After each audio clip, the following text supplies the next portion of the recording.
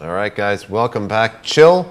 I know as commentators that we're not supposed to be biased, but I think my voice here wants KawaiiRice to win so it can get a little bit of a rest.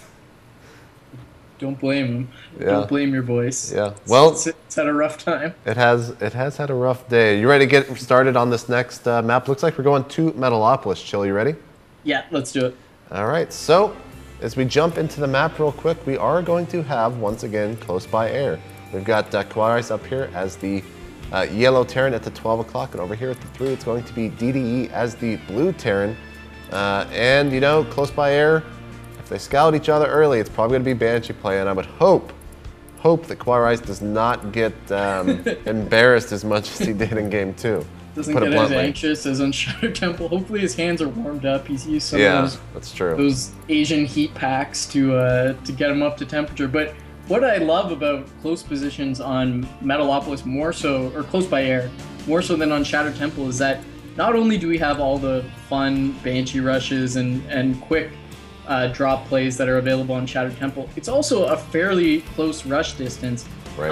And that opens up an interesting dynamic on the map where both players have strong pushes down this eastern road, and they can expand freely behind that to all these 5 outside expansions, even to the middle. And I love to see that kind of tactical play where one person's pushing strongly up one side and the other guy's kind of, you know, taking it on that side but trying to push up the other side. It can lead to interesting games. So I really hope we get a, well, not for your voice's sake, but for my enjoyment's sake, I hope we get a nice long tactical game here on Metalopolis. Yeah, you know, Metalopolis is actually, out of all the TVTs, it's the one map that I think has produced the most epic TVTs. Kind of what comes to mind, TLO Boxer from Orlando, I think it was. Rain Boxer from Anaheim, I think it was. For whatever reason, if this map goes the distance, or if you have cross-map positions, you really just see, as we see a Proxy Rex over here from KawaiiRice, you really just see some of the best games because I think this map really plays so well to splitting the map with your opponent in TVT. Mm-hmm. Now, okay, so we're going to have a tech lab going on for the main base of KawaiiRice. He's got the second barracks, going to be making Marines from that. He's still mining gas, quite a bit of gas, so we're going to have to see if it's Reapers out of this or what he wants to make out of the tech lab as it's just about to finish up.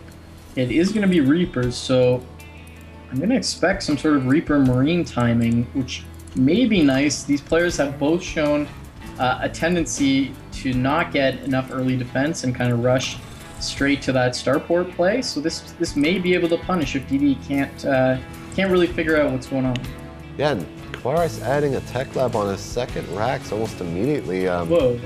Maybe a 2 racks Reaper opening, which he's gonna have to get a second gas to support that, I would think. Let's see what he builds though as the second unit out of this first racks, as right now he doesn't have anything being produced.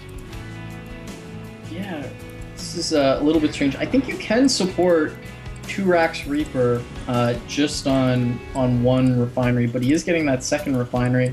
As I'm thinking back to my 4v4 when I feel like I could support 5 racks Reaper on 2 refineries, but I'm interested to see how many Reapers he's gonna build before he actually decides to show them, because, you know, it's this really uncomfortable timing where, you know, you want to have enough that once you show them you're able to deal damage, but if you wait too long and say he's got a tank out or a Banshee even, then obviously you've waited too long.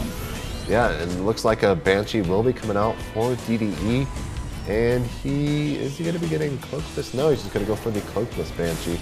But once again, he's supply blocked. He's actually done this almost 2 games in a row, but here comes the Reapers soon, I would think, for KawaiiRice, as he's still continuing to produce them though, as well as expanding. Yeah, so he's expanding behind that, so it's not some sort of maneuver where he's trying to actually finish the game, just trying to deal a lot of pressure, but he still hasn't really done anything with these. They're not... I mean, I can't imagine they're just for map control to expand. Like, as soon as this Banshee comes out, this game's potentially over, I would think. Okay, here he goes. So now he's going to be jumping forward, taking out that Hellion so fast, and when you outnumber your opponent's Marines with Banshees, that's a pretty good situation, but one of the with Reapers, one of the Reapers is going to go down almost immediately, and now it's a 4-on-3 and now a 4 on O. Going to work on those SCVs. Banshee is out, so his hand is shown. Does KawaiiRice have anything that shoots the air? Well, he's got 1 Marine. 2 Marines. Where's the second one at? It's just about to come out. Oh, well, he's about to go into the main. Banshee needs at least 4 or 5 Marines to really be taken out, but we'll see here. I mean, maybe DDE will just focus on SCVs and not kill the 2 Marines. I'm not too sure.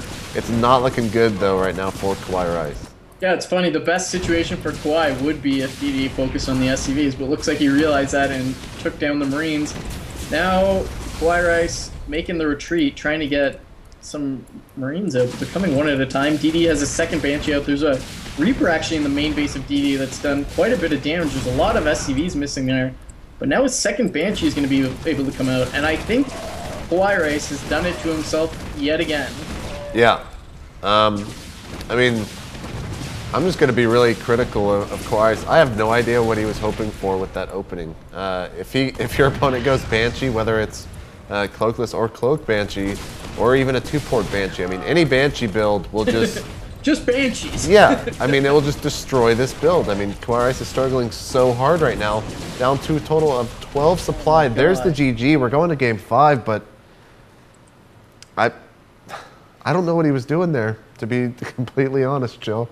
You know, even to take it outside of that, just looking at the series, every time we've had a decent game where KawaiiRice gets to the mid game, he dominates. Right. So if you're that person who's playing solid and dominating, you tend to want to play more safe. You want to take less of a risk, maybe even build an extra bunker early on just so you can get to the mid game, because you know once you get there, it's a 1 game for yourself. You don't usually go in the opposite direction and play extremely risky. Yeah, there's mind games in best of 5 series, but it hasn't even been close when we've got these solid games. KawaiiRice is just dominating, so I just can't get inside his head and figure out what he's doing. Yeah, I'm not too sure, but we're going to game 5. $500 on the line, of course. Both these players are receiving $500 because second is $500, first is $1,000. We'll see who's going to take home the grand prize here in the Alienware Arena number 4 right after this commercial break.